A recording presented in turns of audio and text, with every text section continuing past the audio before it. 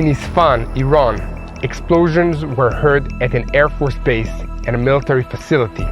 Was it Israel? I'm Yair Pinto, and this is a special edition of Boots on the Ground, a report about what is happening in Israel on the 196th day of Israel's war against all of Iran's terrorist proxy organizations, 6 days after Iran's unprecedented attack against Israel last Sunday. Intense explosions were heard tonight in Iran, Syria, and Iraq.